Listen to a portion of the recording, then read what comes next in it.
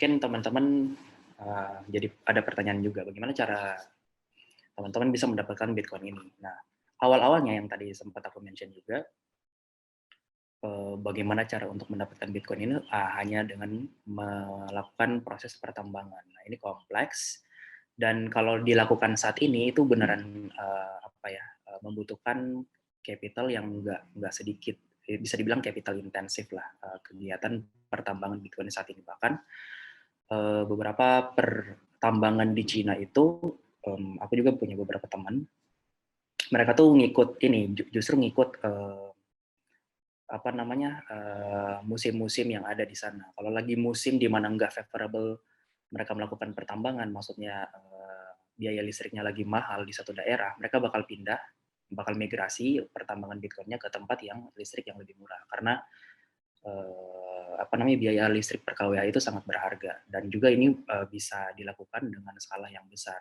Kalau zaman dulu bahkan bisa dengan skala pasang GPU aja satu unit itu bisa kita bisa mendapatkan Bitcoin yang sizable enough. Tapi kalau sekarang hanya digalakan oleh pemain-pemain yang tendensinya udah cukup lama bermain di dalam, bahkan mereka mengakuisisi beberapa pemain-pemain penambang Bitcoin yang lain juga. Waktu itu hanya bisa didapatkan dengan mining Bitcoin ini sendiri. Namun seiring dengan berkembangnya waktu, miner-miner yang tadi menciptakan Bitcoin juga kan mereka butuh likuiditas. Maksudnya butuh likuiditas buat menutupi mereka punya biaya operasional, dan juga di satu sisi balik lagi seperti yang aku sempat mention tadi, ada value proposition yang ditawarkan oleh Bitcoin sendiri. Ada network effect di mana makin banyak miner yang bisa berkontribusi dalam jaringan Bitcoin itu sendiri. Bitcoin, kalau teman-teman sempat dengar istilah blockchain, di situ dia dalam 9 lembar white paper-nya si Satoshi Nakamoto sebenarnya nggak nge-mention istilah blockchain. Mereka nge-mention si Satoshi nge-mention istilahnya time chain. Cuma sekarang yang dibawa ke industri blockchain. Nah, blockchain ini sendiri adalah teknologi yang ada di balik Bitcoin ini sendiri, yang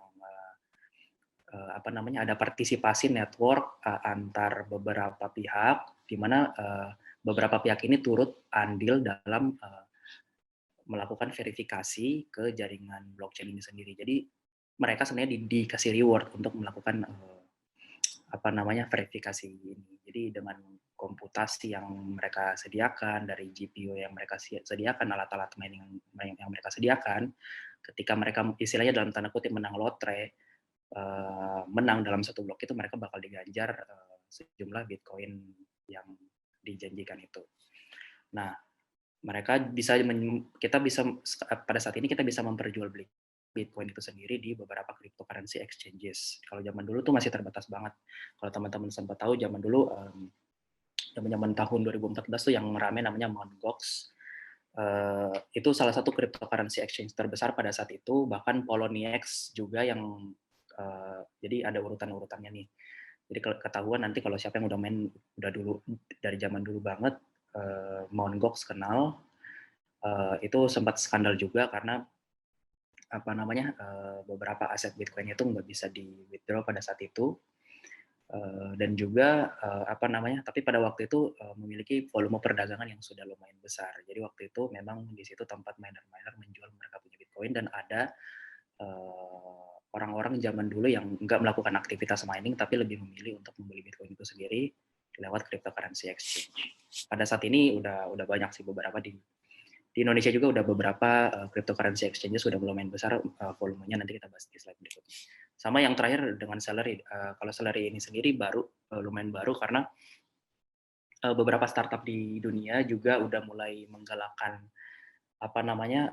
inovasi paling terkini. Jadi mereka menawarkan, mereka sih nawarin value proposition-nya itu orang mau escape dari financial system yang ada saat ini. Jadi mereka beneran milih 100% mereka punya salary, let's say, dialihkan dalam bentuk langsung ke Bitcoin, ataupun dalam persentase yang lain. Contoh 20-80, 50-50, itu nanti kita bahas juga. Ini yang tadi sempat aku mention, di Indonesia saat ini sudah ada beberapa cryptocurrency exchange. Jadi kalau teman iseng nih mau belajar mengenai apa sih Bitcoin itu, gimana sih cara belinya, sebenarnya teknologi yang ditawarin apa sih, emang sama dengan ya teknologi yang udah ada. Emang apa namanya, benar-benar kita bisa escape dari financial system yang katanya sekarang sangat bobrok itu. Nah, di sini di Indonesia sudah ada beberapa, sini ada Indodex, Toko Kripto, Rekeningku, dan masih beberapa banyak beberapa cryptocurrency exchange yang lain. Pokoknya listnya banyak, dan juga rata-rata yang aku mention ini sudah terdaftar dan diawasi oleh Bapepti, regulator di Indonesia.